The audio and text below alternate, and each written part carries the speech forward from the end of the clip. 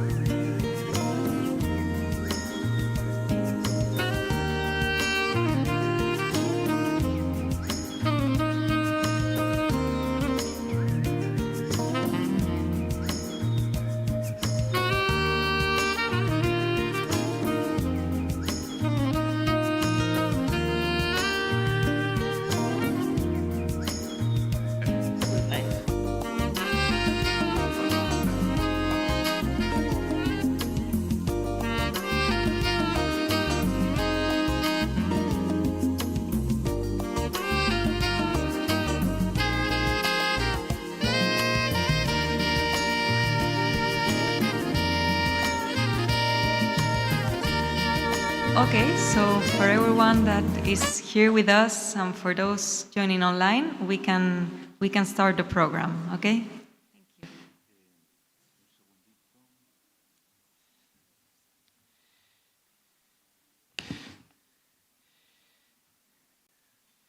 I was going to say ladies and gentlemen, it's rather ladies and ladies, but let me also greet my fellow gentlemen this morning.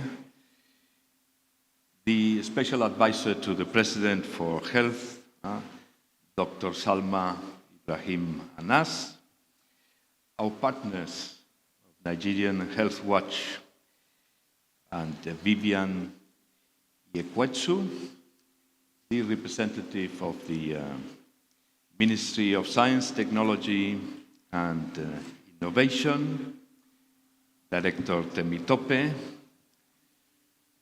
Let me say hello to some of the people that are with us online, and very especially the representative of the Women for Africa Foundation, Ana Fumarola.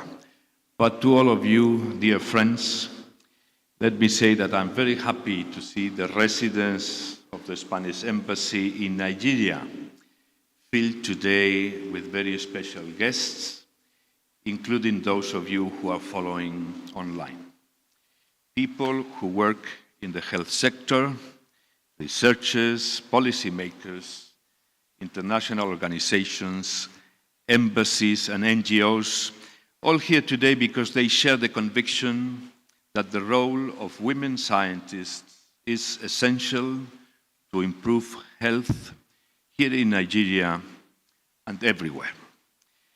The Embassy of Spain in Nigeria has been running an extensive cultural program for over 20 years, focused on the promotion of the Spanish culture and building up transformational partnerships with Nigeria's creative sector. That program is part of our public diplomacy mandate. However, the traditional meaning of culture has been enriched in the Spanish agenda with activities in many other fields. Throughout the years, we have built people-to-people relationships, we have made real friends in Nigeria, brought our countries closer, always keeping in mind transversal questions such as the importance of women in each and every field. But we wanted to still broaden the picture, and we realized that there are inspirational programs out there where Spanish companies, think tanks, public and private institutions have taken the lead and paved the way for a new diplomacy, this time in the field of science. And the Embassy of Spain in Abuja wants to walk down the road. The foundations were there, including an MOU on scientific cooperation signed in 2022 between the ministries of science of both countries. However, we very soon realized that we couldn't do this alone and that we needed partners. This is why I first have to thank Nigeria Health Watch, whose team, and they are here with us, didn't hesitate for a single moment to jump in and make this activity possible. They are the ones, for instance, who have brought Professor Abimiku here today. And their everyday work, not to speak about the Future of Health conference they organized earlier this year. And I see here that it was the 12th of October. That is our national day. But your daily day work is a constant source of inspiration. And on that note, I also have to thank the person who put us in touch with them, Paula de Beltran of UNICEF, by saying, this is the organization you have to partner with. Of course, I couldn't forget the Science by Women program, already on its 9th edition in 2023, run by our Women for Africa Foundation. Let me say it in Spanish also, Fundación Mujeres por África. which offers African women scholarships to develop a research project in Spanish Centers of Excellence. So far, 24 Nigerian fellows have benefited from the program, increasing the participation and the visibility of the work of women in STEM. And that's why I'm very happy to welcome Anna Fumarola today to this seminar. And she brought with her one of those outstanding fellows, Professor Anumudu, and another important association, the Association of Spanish Scientists Abroad, which in turn told us about Elena, based in Angola, who was ready to share with us her experience. But I don't want to make the introductions to all of them. I will let them speak. As you can see from the banner behind me, we are this semester holding the presidency of the Council of the European Union. And we like to recall that we are proud members of Team Europe in Nigeria and part of our common endeavors. As you know, the EU wants to start negotiations on a science, technology and innovation agreement with Nigeria, and we are happy to see Nigerians researchers engage in the Horizon Europe program. Ladies and gentlemen, we chose health for our first incursion in the field of scientific diplomacy because we didn't want to miss the chance to do something meaningful, non-redundant, and where women expertise can get the visibility it deserves. We chose health for it is of utmost importance for every single Nigerian and for the brighter future of this country. So I thank you, our distinguished guests, for being here with us and ready to contribute to this very relevant conversation. I thank you. Muchas gracias. That's very kind of you.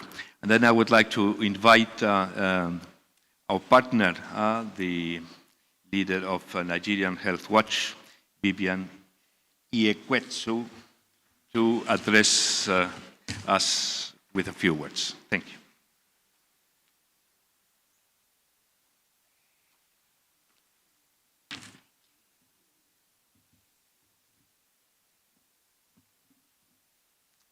Good morning. Good morning, ladies and gentlemen. Ambassador Juan Ignacio Sel, Special Advisor to the President on Health, Dr. Salma Ibrahim Anas, Special Representative from the Federal Ministry of Science and Technology, Director Temitope, to members of the Diplomatic Corps, to partners, everybody, we are welcoming you here this morning. We are really pleased to be gathered here at the Embassy of Spain. For us, this has been a very important and remarkable collaboration. As you saw, as your invites told, today's seminar themed Women for Health towards the future of healthcare in Nigeria, towards women in STEM, it's not just an event. It is a significant stride towards redefining the landscape of health diplomacy. I'm especially delighted to extend a heartfelt welcome to our partners who have worked with us in putting this together, the Embassy of Spain, whose legacy of over 2 decades in fostering cultural exchange and transformative partnerships has been exceptional. We're really pleased that this cultural program has really brought together Nigerian and Spanish scientists in many collaborative projects in a way that have paved the way for really innovative initiatives. So today, we embark on a new chapter, one that goes beyond traditional diplomacy and delves into the realm of scientific cooperation. We're going to be hearing about the great work of 4 female scientists. When you meet them, I don't want to go into more detail because when you hear them speak, you'll learn a lot more about them, and I couldn't give them justice with just a brief introduction. But I think it's really great that the Embassy of Spain has recognized the untapped potential of scientific diplomacy, and especially the invaluable contribution of women in STEM. When we were approached and asked if we would be happy to partner, I didn't need to think about it more than once. It was a quick yes, of course, because we do have some amazing female scientists in Nigeria, on the continent, and far wider. I'm especially pleased that we're honoring women in STEM, recognizing their accomplishments, not only acknowledges their individual contribution, but serves as a really powerful catalyst for breaking down gender barriers.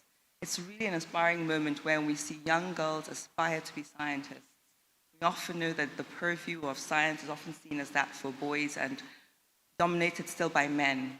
But if we use these platforms to really encourage young girls, women, that STEM really has a place and that they are champions too, and we can push this and use this as a powerful catalyst for breaking down gender barriers, it's important that we do more of these events. And highlighting the achievements of women in these fields, we really want to inspire the next generation of women in science.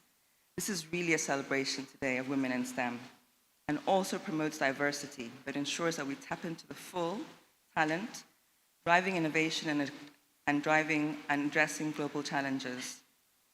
When we think about female scientists that are breaking barriers, especially on the African continent, a few come to mind. For example, the late Wangari Maathai, who led the Greenbelt movement and was the first African female scientist to receive the Nobel Peace Prize. We think of people like Professor Iruka Okeke, a microbiologist based at the University of Ibadan, who was also the 2023 Peter Wildley Prize winner. Another example, Uchenna Onwebu Ugu, who founded EduFund Technique STEM. She's an ardent STEM advocate who led 5 students in Anambra State to win a place in the global finals of the Technovation Challenge in Silicon Valley, California in 2018. And finally, there are others, and last but not least, another one I am really pleased to mention was Professor Rose Gana Fombanleke.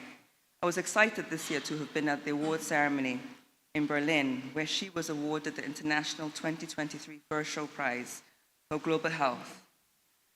So really, with this partnership that we formed together with the Embassy of Spain, we're crafting a program that integrates the fabric of our healthcare system and marks an inaugural venture into scientific diplomacy. And in doing so, we're focusing on creating a meaningful and impactful platform where the expertise of women in STEM takes really center stage. Health is not just a sector, it is a real cornerstone of our economy. And having, for instance, Dr. Salma Ibrahim Anas today is also a showcase of when we say we're celebrating women, we also celebrate people like herself who have done so much in healthcare. And we all know, during the COVID pandemic, how health is a cornerstone of our economy. And we always say without health, we have nothing. I think every single one of us in this room understood the full importance of health. So as we convene here, we recognize the vital role that it plays in the life of every Nigerian and the significance it holds in really the future of our nation. This seminar serves as a pivotal moment, a moment to celebrate the brilliance of women in STEM and ensure that their contributions receive acknowledgement and visibility. I want to thank the Embassy of Spain for inviting Nigeria Health Watch partner in this important venture. I want to also thank my team at Nigeria Health Watch, led by Michael Atema, who worked with the Embassy of Spain to convene all of you today. So I eagerly anticipate the insightful discussions and collaborations that will unfold today. And this is also an opportunity. I know Ambassador said ladies, but also we have some gentlemen in the audience, and we celebrate you too. I'm always somebody who says that we need more men advocates, male champions, also celebrating men in science, but also the many brilliant women scientists that we have in Nigeria and across the continent. So thank you all so much for being here, and I look forward to the panel session following. Thank you.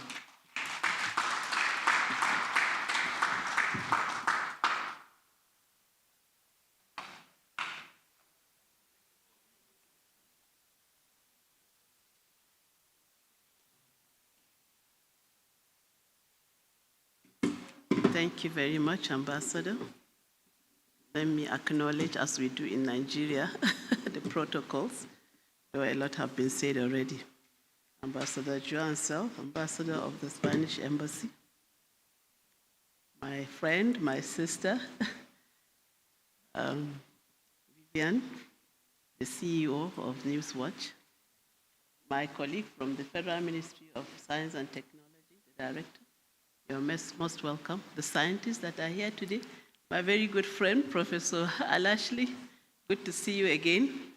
Distinguished ladies and gentlemen, I welcome you all. And I'm speaking on behalf of the Federal Government of Nigeria. This is the first time I'm attending this, participating in this seminar, but I'm very pleased to be part of it. And when I read the background, I saw so much work that had been done by the embassy in the past several years, and it's truly making an impact through science, technology, engineering, and mathematics capacity building.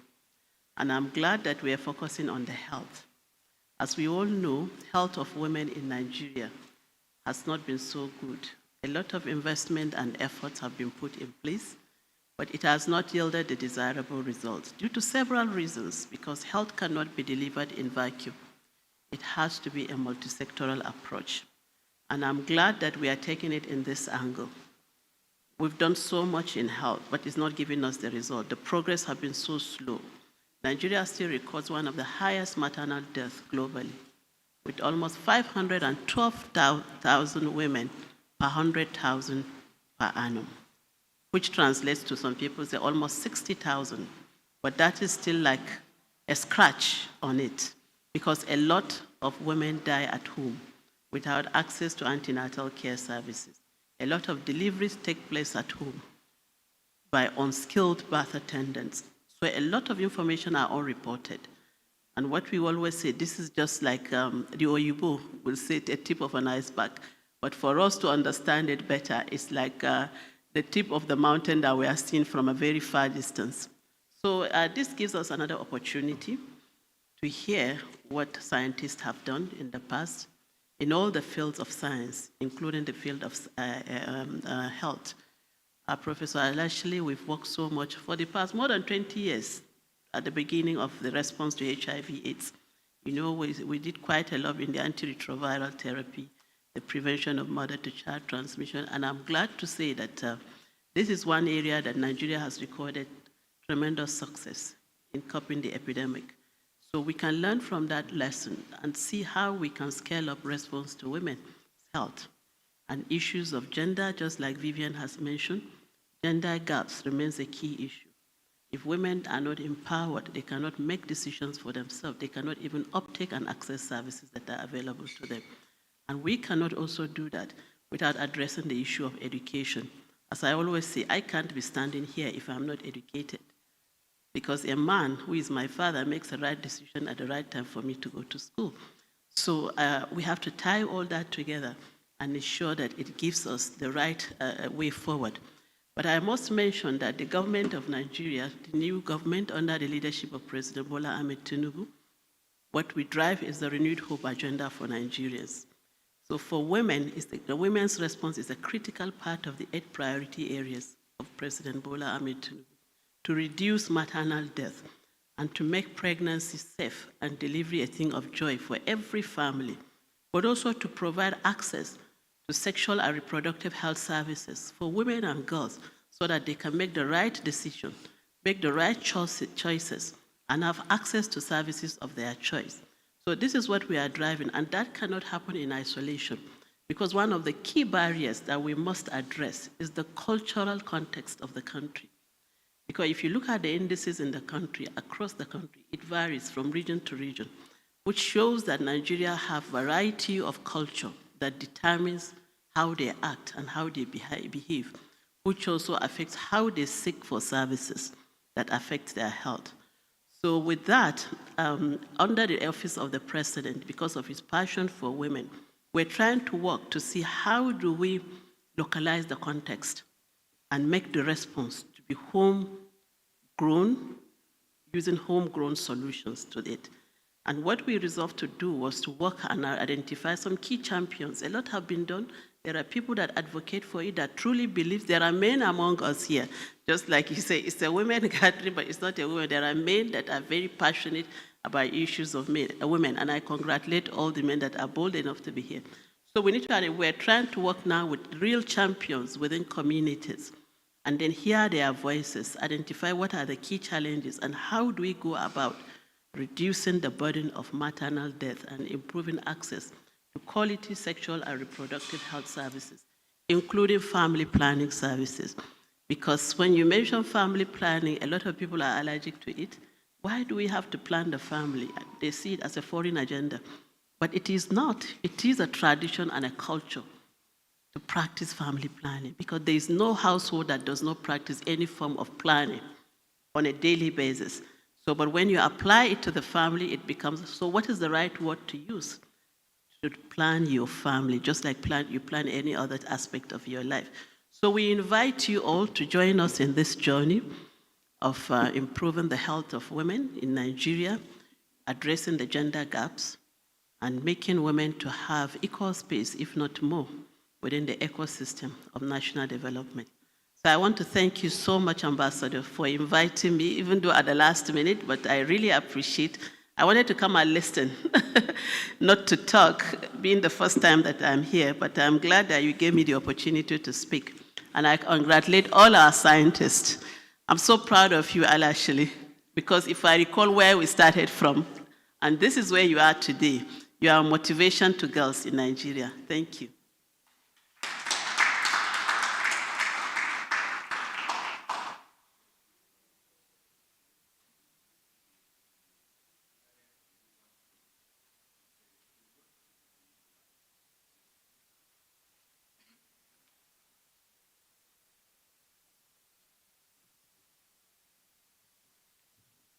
The Spanish ambassador to Nigeria, the special advisor to the President on Health, the leader of the team from HealthWatch, fellow scientists here present, and those who are watching online, distinguished ladies and gentlemen. I'm standing in for the Director, Science, Technology and Promotion, Federal Ministry of Innovation, Science and Technology, in person of Roland Ukpong, who is unavoidably absent here today. As we speak now, the Honorable Minister, Science, Technology and Innovation, the Permanent Secretary, and the directors in the ministry are at the National Assembly now defending the budget for next year. And so he has asked me to stand in, and the organizers have been informed before now. That is why I'm standing in for him. He has given me his words to speak to you here.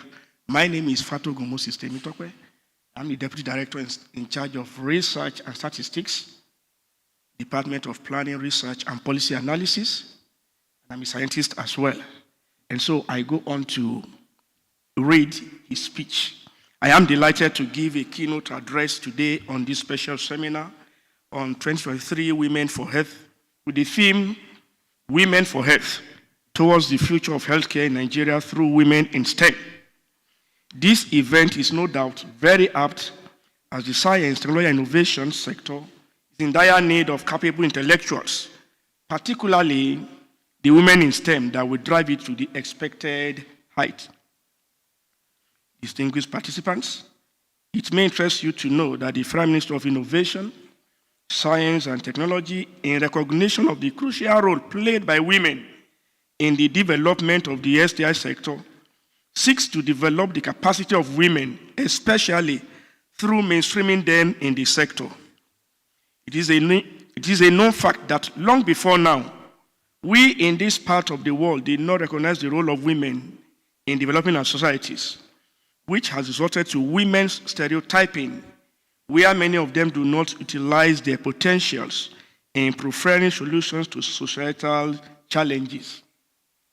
It is pertinent to state that as a result of this existing gap, the world, through the Sustainable Development Goal number 5, aims to achieve gender equality and empower all women. This has helped in the enrollment of more girls in schools and has also encouraged them to attain the apex of their careers and make a notable impact on society. Distinguished participants, it is worthy of note that today's event, which is to drive collaboration between women in STEM in Nigeria and Spain towards better outcomes for Nigerians, is critical as every woman is talented and needs empowerment, which could be in forms of mentorship, capacity building, sponsorship, scholarship, and basic amenities, amongst others. At this juncture, I would like to commend the women for your resilience, dedication, and diligence in your daily sacrifices to ensure that you achieve your ambitions and dreams of greater self-reliance. I would like to appeal to you not to relent, but do more in that regards. It is therefore important to inform you that the Federal Ministry of Innovation, Science, and Technology encourages the promotion of gender balance in STI disciplines and all our research and development institutions by providing technical support in all its activities for the betterment of mankind. One of such technical supports is the mainstreaming of women in STI through awareness creation at all levels that strengthens institutional framework in promoting women's participation in this critical sector of the Nigerian economy. Women in STEM careers must be well celebrated by the government and the private sector all over the world. Our goal, of course, is to build strong, resilient, and committed women leaders in the STI sector that will drive our economy from consumption to production-based. We need to develop strategies, plans, and policies that support women and give them the place they deserve. It is pertinent to note that the participation of women in Nigeria in the field of STEM remains significantly low, and even in some of the world's technologically advanced nations.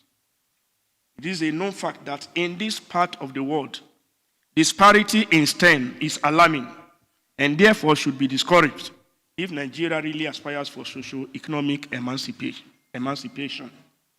It is worthy of note that STEM is the key driving force in sustaining the future of STI sector of the global economies, which is geared towards socio-economic development.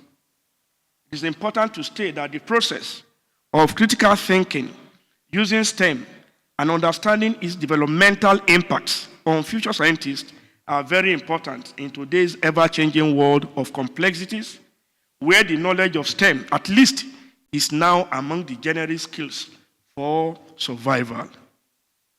Furthermore, I would like to inform you that as part of the efforts of the ministry to promote science education in the country, we are desirous to making equity-deserving groups more visible in order to promote careers in STEM, solely to discourage the issues of inequality and celebrate achievements irrespective of gender.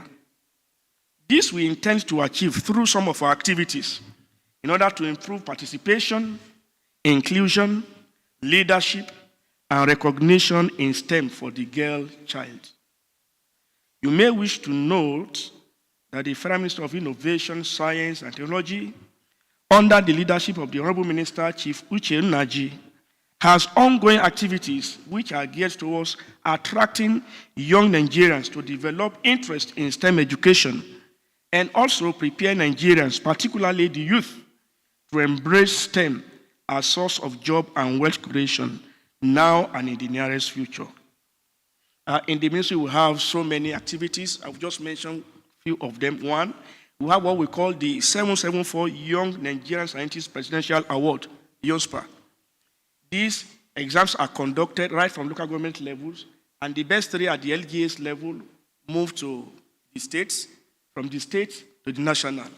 And at the end, winners emerge, and they are given presidential scholarship to study, right from undergraduate to PhD level. That's one of the programs we have here. And of course, there's no discrimination. We also have the talented young scientist of Nigeria called Tyson. Now, this is for graduates who made first class in science disciplines, so that we encourage them to also further their studies. And of course, at the end, it's going to be for the benefit of the country. We have mainstreaming women using STI, and we participate also in IJSO, International Junior Science Olympiad. The last one we participated in was in 2019 in Doha. Of course, we collaborate with the Ministry of Education on JETS, Junior Engineers, Technicians, and Scientists. We also have gender desk in the ministry. And they have been doing a lot. They have been into this mainstreaming of women. They go to schools, secondary schools, especially within FCT, to encourage them to take interest in STI, in STEM education. And of course, we also have, STI is a cross-cutting sector. Majorly what we do is we coordinate research and development in several sectors of the economy, in biotechnology, in space, in natural health, in leather, and the rest, and the rest. And we have an agency in Lagos, Nigerian Natural Medicine Development Agency. It's purely into health, but looking at this other aspect of health. And of course, we also have other agencies carrying out research. During COVID-19, most of our agencies came up with vaccines and these sanitizer that before that time we were not taking very seriously. They came out of research. The federal government, in its quest to develop the country technologically, has established many federal universities of science and technology with the aim of improving the teaching of STEM.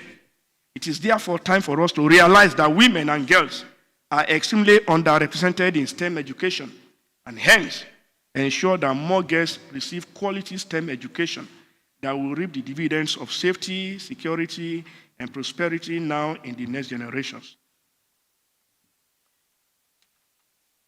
This event you are having here today on collaboration between women in STEM in Nigeria and Spain, involving experts and thought leaders in STEM with experience, will go a long way in exchanging ideas and also developing recommendations for the future of STEM education. As you share your experiences and knowledge between the two countries in recognition of the challenges to transforming STEM education on a large scale, this event will be a starting point which key stakeholders, including policymakers, researchers, educators, and industry leaders, as well as the broader public, can build on. Of course, we know STEM education helps in developing new technology-enabled systems for improving access to health care and also addressing aging infrastructure. It may be noted that developing and achieving a forward-thinking approach to STEM education is a complex and evolving task as new knowledge, evidence, and experiences are gained in the process of achieving it. Before I conclude, I'd like to thank the Spanish Embassy here for this invitation, and we are using this opportunity to invite the Spanish ambassador to our Science and Technology Expo that will be held from 11th to 15th of March 2024. It is an annual event that we invite everybody in Nigeria who has one thing or the other to showcase in STI to come and exhibit. It takes place at the Eagle School there. So next year's own is taking place from the 11th to the 15th of March 2024. And we are not only inviting the ambassador, we're inviting everyone here because I know we have scientists here. And I know when I get to the office, I will also tell them to extend the invitation to the Special Advisor of the President on Health and the leader of the Health Watch. I want to see you there.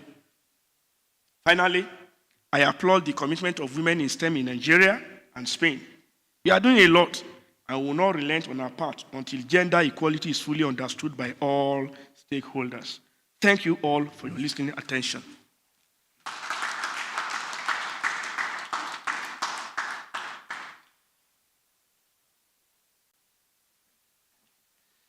Thank you very much to all that took the floor.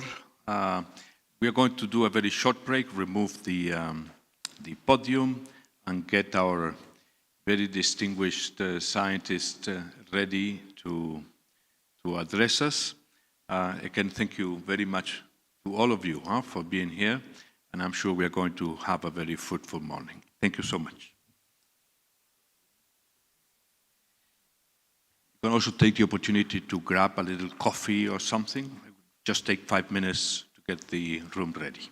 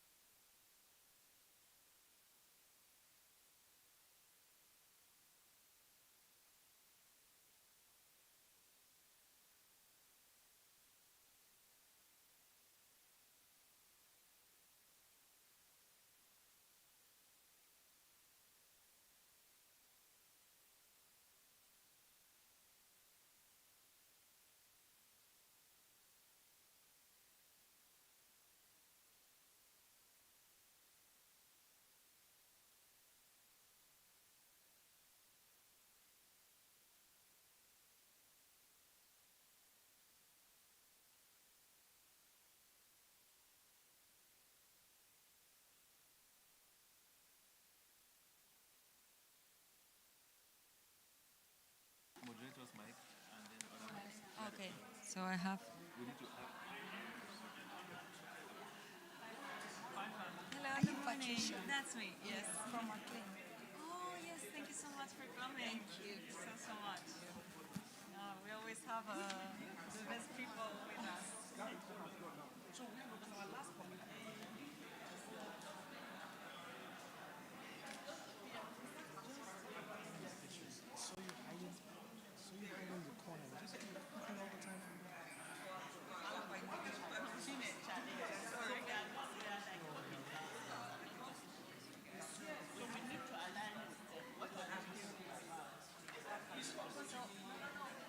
Do you want to already start trying them with the speakers?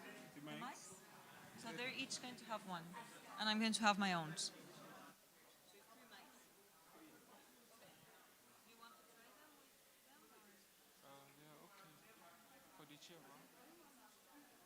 mean, to test them.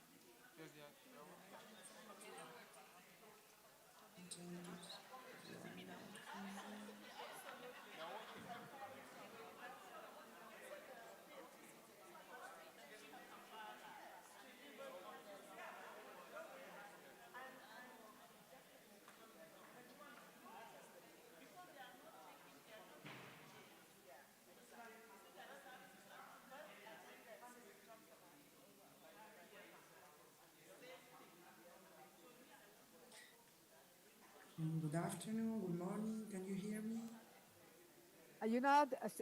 Están en el café, o sea que no han empezado, Sí, ¿sabes? es que tengo a Eva en el WhatsApp pidiendo para hacer Ah. una prueba de sonido. Sí, yo también. Eso Sí, es. pues.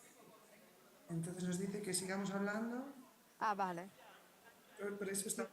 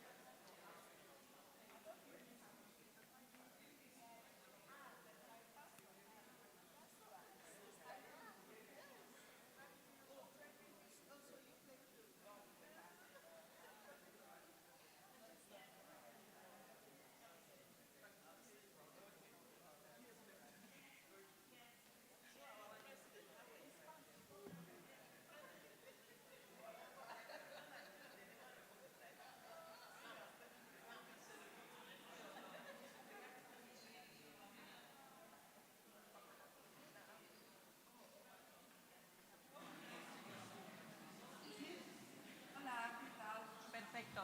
Perfect. Hola. Ah, hola, Ana, Elena. No. No os veo en la pantalla. A ver. Vale, pues yo de momento no os veo. La galería es para que podáis ver a todos.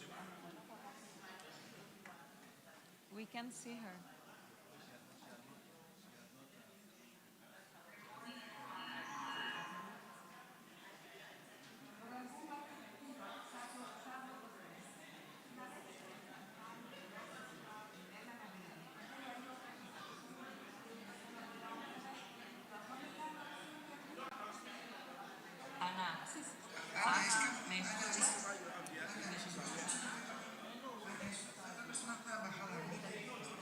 Oye, de verdad que...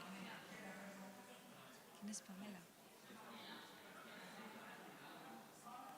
No, but Pamela shouldn't be... Can we see her? We can see her now. Can we see her on the screen here in the board? And what about Elena?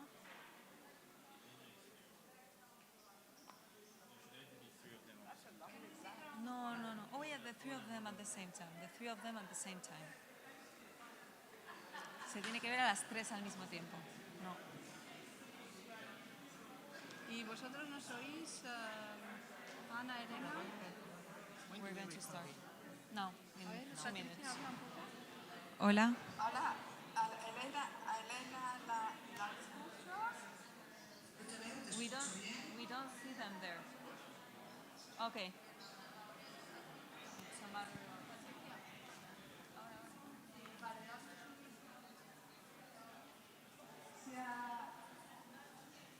Un minuto, un minuto.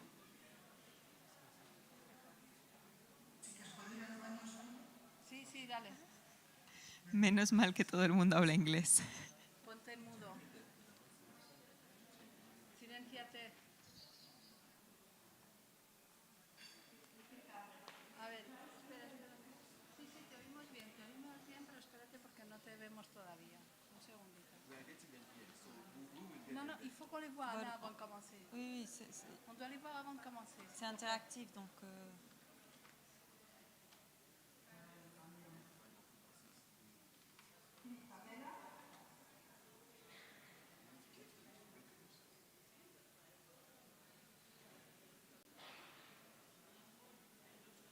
Sí, un segundito, estoy aquí. Un segundito a ver si podemos conectar. ¿Quién es Pamela? Por favor, Ana, ¿te puedes silenciar? ¿Te puedes silenciar ahora?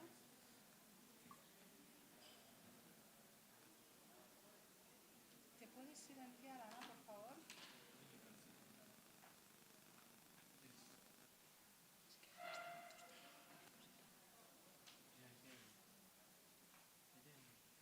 They're there now? Ana, ahora te podemos ver. Ves tú la sala, ¿verdad? Sí, pero esto es solo... Ana, ¿ves la sala? Bueno, pues si todo funciona, por mí bien. Ok.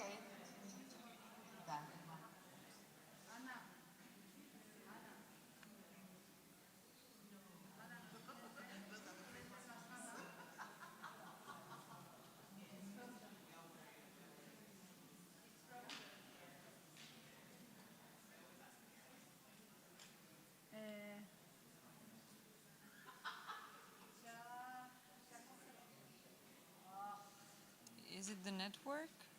Ana, se ha congelado tu imagen. ¿Tú nos ves bien? No, now she's moving. Now she's moving. She's only seeing herself, Ana. She cannot see the whole.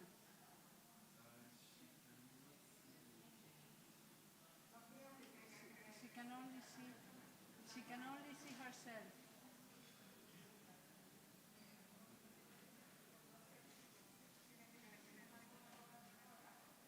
¿Ahora puedes? ¿Ahora ves la sala? Sí, ahora sí. No.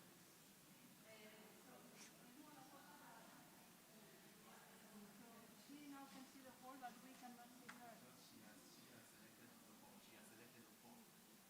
So,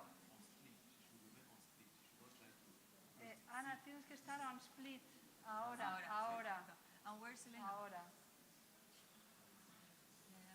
Tiene que haber su And then pantalla. there should be another screen. The one for Elena. So it's the whole, Elena, and Anna.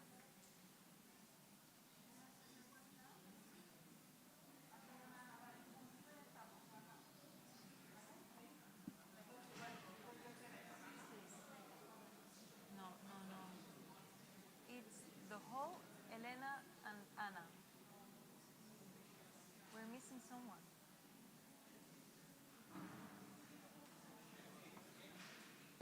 Okay, now we're ready. Okay, now you can already join me. Where's Professor? Oh, Professor. Have a seat by my side. I brought a glass of water.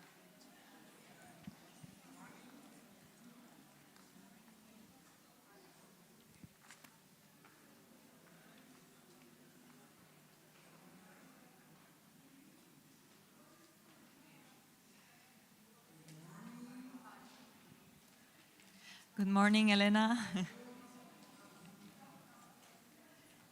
We can see you both and hear you loud and clear, I think.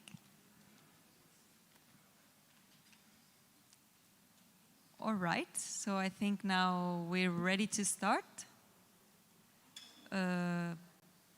Everyone is well connected online. We're all here ready to start the program.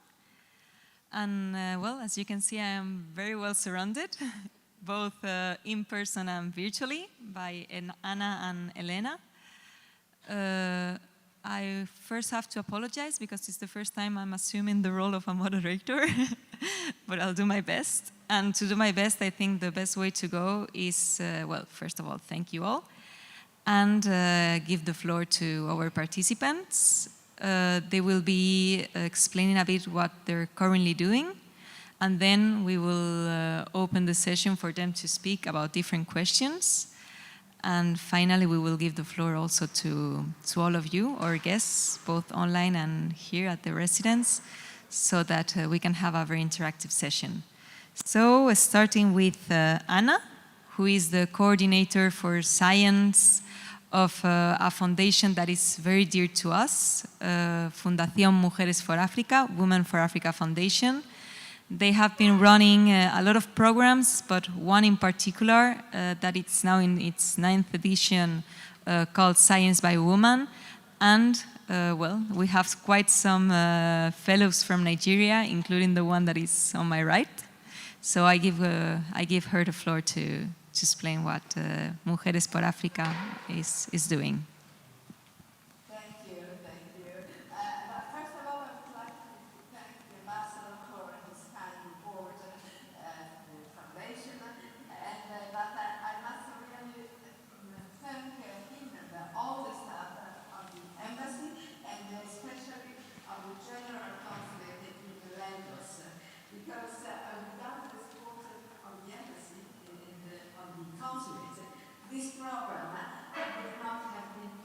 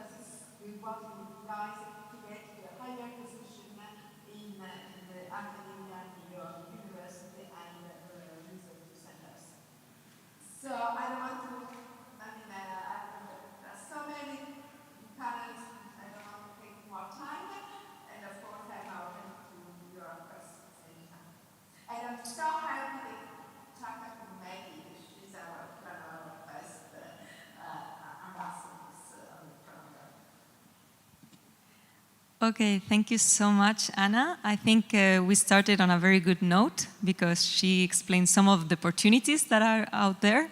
So it's a very good framework to continue this conversation, which is going to be followed by the intervention of Professor Abimiku, the Executive Director, International Research Center of Excellence.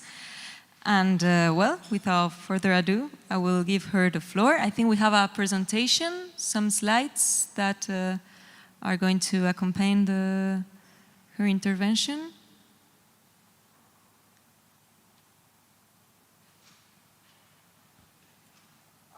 Is it okay if I just start?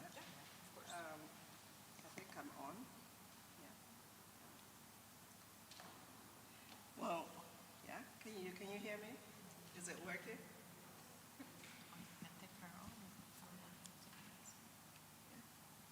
I don't know. Maybe I didn't put it up. Yes. So just to thank you for the opportunity to be part of this wonderful program that STEM is doing with various countries, but especially with Nigeria. I will stand on existing protocol and really want to thank the ambassador and the special advisor on health in Nigeria is a long-term friend. You say you're proud of what I'm doing, but I'm even more proud of what you're doing because there is no function that has to do with health that if you're not in person, you're not committed by Zoom. And just to hear your passion and the way that you are supporting all of us, especially since you have the ear of the president and we're beginning to see some of the really positive things that are coming. I am even more proud of what you're doing as a woman. And as, of course, Dr. Vivian, thank you so much for what the Nigerian Health Watch has been doing. It's really been a pleasure, and your comments today is just right on point. And one of the things that you reminded us of is you commented on, why did your father train you if you're not gonna come out and make a difference to the country? And it's even more pronounced in my life because my dad had 10 of us, 8 of us were girls and 2 were boys. And he literally got thrown out of the village because he was sending his girls to school. And everybody said, well, these girls should be married off. Why are you breaking culture? So for that kind of a sacrifice and that kind of a foundation, it's absolutely critical that I give back to the community and encourage other girls as well, that you don't have to go and get married. You can really follow your passion. And if your passion is in science or engineering or technology, you really have to go out there and follow it and do exceedingly well.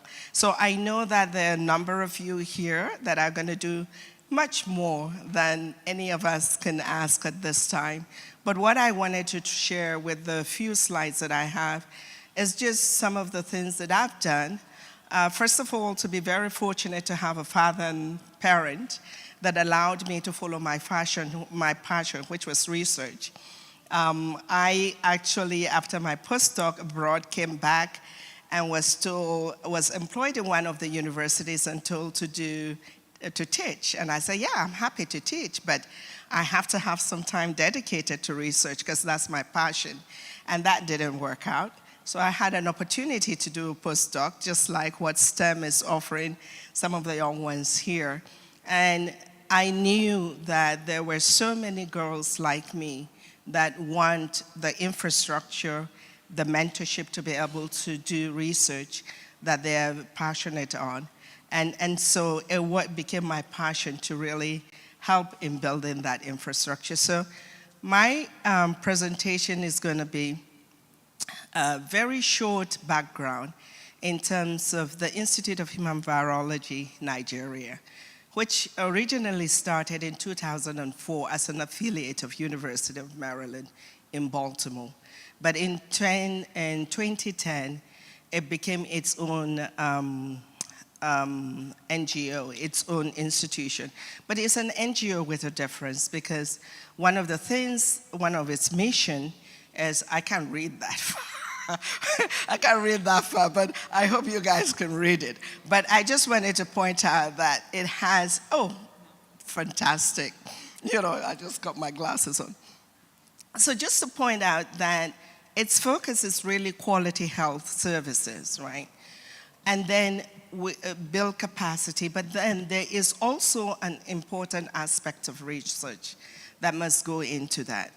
All of the core values you are really interested in, you are very familiar with, that there are core values that build all of us to be good citizens of Nigeria.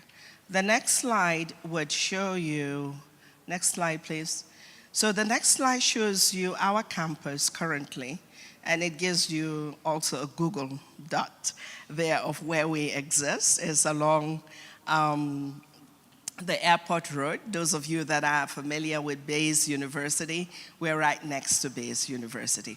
And this is a twin-story building that is a campus. But what I want to emphasize on this, from this is the fact that this structure is built in such a way that the second twin building is literally the laboratory infrastructure that you would require to do research, right? So we've got a clinical trial unit because we have to test experimental drugs and vaccines that come into the country, a lot of us, and NAFDAC insists that we have to know how it works in our population before we spread it all around.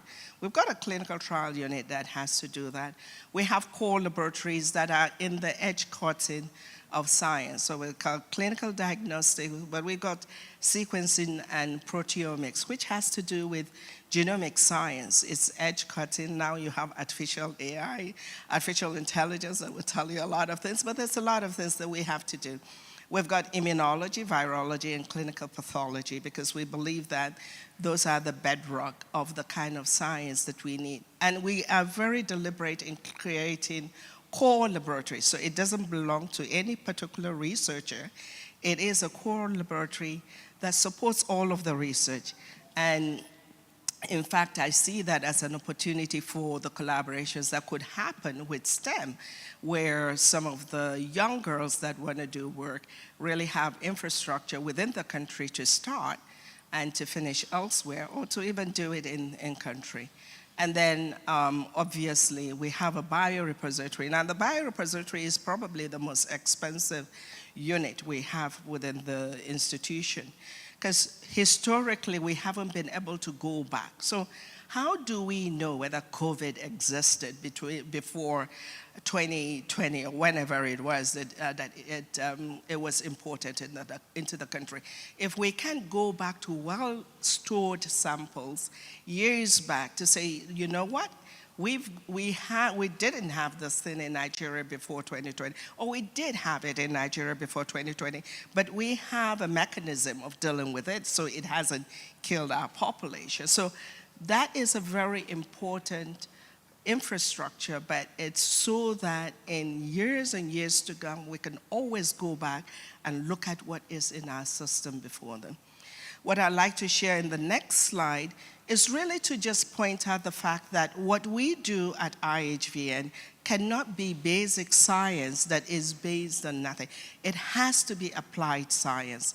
So what I'm showing you there is some of the service programs that we have. As you heard from Dr. Salman Anas, that for 20 years we've been working on HIV, but it's still not taken care of. So we've got to have service programs that take care of our population in terms of care and treatment, but then layer on top of that what we need to do with research. One of the things that the special advisor was telling me is we've got to end the transmission of HIV from mother to child.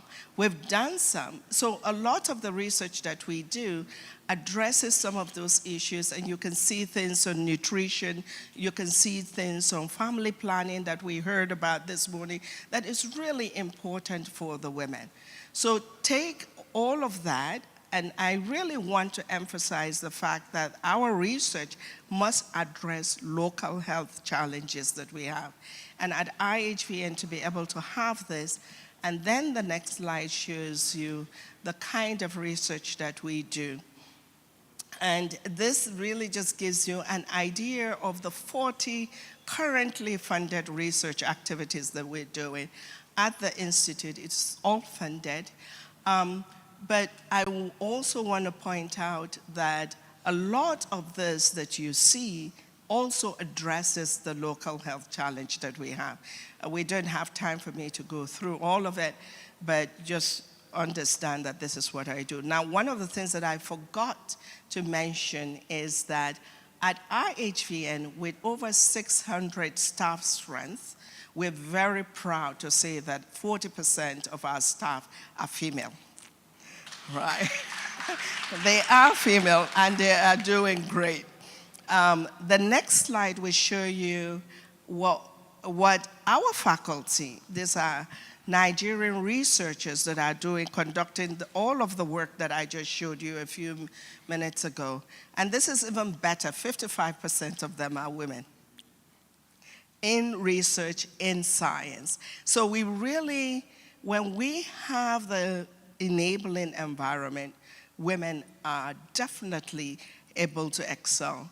But let me just emphasize that behind any successful female scientist is a man. So men, you have your role to play, your supportive role to play. But we appreciate you all because you're supporting us. And then I believe that the next slide probably is the last slide that I have. It is the last slide. But what I want to emphasize by this slide is the importance of collaboration. It is a global war, whether we like it or not. And it's made much easier every single time. And we cannot exist without collaboration. So I'm really looking forward to some of the discussions we're going to have, the opportunities we're going to have with STEM and the Spanish Embassy and everybody in here to be able to create that support environment for our young girls and boys sometimes, to excel in science. Because some of us really should be spending our time mentoring these young ones to really do exceedingly better than us. So I'll stop there and wait for the discussions. Thank you. Thank you so much, Professor. The threshold is very high for all of us. If we want to excel just half of what you've done. But you're perfectly right. Collaboration, public-private collaboration, international collaboration is key, and we'll get there, I'm sure. So now I'm going to pass the mic to Dr. Chiaka Numuru, PhD zoology on cellular parasitology at the University of Ibadan and a fellow of Science by Women. Thank you. Good morning. I'm very pleased to be here. I'm a little bit daunted, I'm intimidated, because I'm in the university, I teach. I do research also. Research is my first passion, but unlike Prof, I didn't have the opportunity to run away to remain in research. So I've been combining it, teaching and doing research. I got my PhD from the Cellular Parasitology program in the Department of Zoology in the University of Ibadan in 1999. When I came to that lab to do my master's in 1991, it was the showcase lab of the university. It was a WHO TDR funded lab. The PhD students before me had been working on trypanosomiasis. I was the first one to work on malaria. And it was a lab that was at par with any lab anywhere in the world. So my heart is actually broken because now we're struggling. The WHO TDR stopped funding that lab in 2002. We had several funding projects from them. We were looking at malaria, the correlates of protection, mother and child response to vaccines. We were doing research trying to help the world to read, to design better vaccine candidates for malaria. So I got my PhD on that, and after some time, I changed to work on schistosomiasis because the malaria research space was saturated, and in Nigeria, not much molecular biology or molecular immunology is being done on any of the other parasitic diseases. So I landed in schisto. And well, with malaria, I was going to the field, but with schisto, I went more to the field, and seeing the state of people in the rural areas really is pitiful. And so, even though I wasn't doing research just for the lab before, but now I was doing even more, trying to see what we could help the people with. And it's not much because we're just laboratory scientists. But for the past, since 2012 or 6, when I started doing schisto research and going to the field, we've been trying to help the Ministry of Health schisto control program of the study. My study site is in Ogun State, very close to the border with Benin. So it's very far, the roads are bad. The ministry has the drugs, but can't reach the people. So we've been helping them with doing the MDAs. Is not programmed MDA, but if we have people we collect samples from who are sick, we do give them praziquantel. So the result is that, well, at least in that place where I've been working, the prevalence has fallen. So we can't get too many, but we will always get, because they don't have good water, so they will always go back to the river. So my research, that lab had trained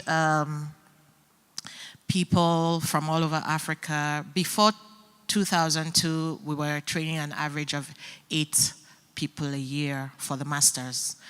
But afterwards, when things went bad, we're training about 4 a year. And there are many women coming onto the postgraduate programs, and they have many problems. So I was telling, they need support, they need funding, et cetera, et cetera. So my research is on the molecular epidemiology of schistosomiasis. We want to know which people are getting the disease, why, what are the genomic immunologic markers, why. And that was the question I started with, but as happens with research, you deviate into other questions. So now the main question I'm looking at is trying to develop a rapid test for schisto that anybody can do it, because now not anybody can do it. You need a microscope, you need NEPA in the village.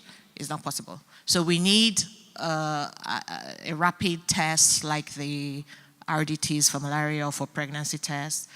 So that's what I'm doing. So to do that, we need to find antigens that can, and that was what Mujeres por Africa funded with a fellowship they gave me in 2017. And then from there, I wrote another, and I got involved with Harambe, another Spanish, and I came to Valencia in 2022, and I'm doing proteomics.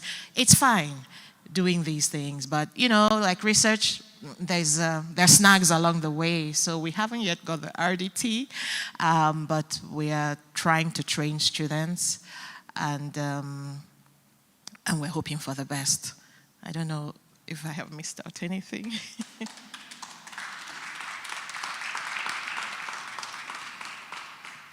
Now I have my own mic, I think. Look at you. I think you're a source of inspiration, really. And thank you so much for sharing your experience and also telling us the needs that are out there, And well, you are also an evidence of what international partnerships can do. So we have to keep on doing it and growing what we're doing. And finally, we have someone joining us from Angola, again on that international note. A fellow Spaniard that is doing or running a program there. It's Dr. Elena Trigo Esteban, researcher and the lead of the program Project Crecer in Angola, funded by the Valdebron Research Institute in Spain. Over to you, Elena. Thank you, Patricia. Thank you, everyone. Sorry, Elena, we can't see you. We can hear her. We hear you loud and clear, but... Can you hear me? Yes, we can hear you, but now we see you. And we need your presentation too, I think.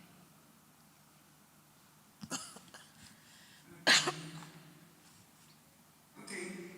First of all, I want to thank you for Patricia Neva and Ambassador and the Spanish Embassy in Nigeria, because you contact the Spanish Association of Scientists, Spanish scientists in Southern Africa. It was about because of the association you contact me, and I had the opportunity to know you, to know what is to know these amazing women that are making science in Nigeria. So to me it's a great opportunity to learn with you also. So, but I'm happily I'm not in Nigeria, I'm in Angola, and but I have some common things with this program, with this woman in some way, this women. So, well, I have some problems. I know I'm not seeing you, I'm just seeing the presentation, but it's okay. I know it's okay for you. Also for the woman that is traducing science. If I speak so quiet, so just tell me.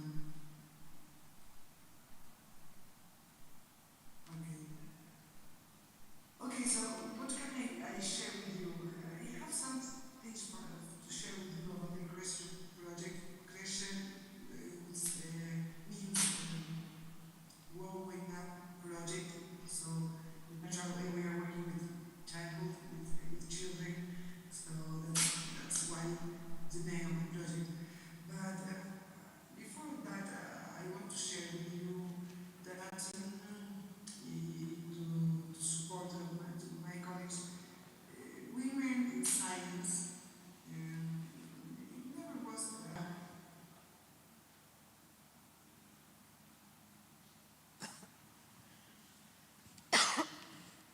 Elena, we can't hear you now.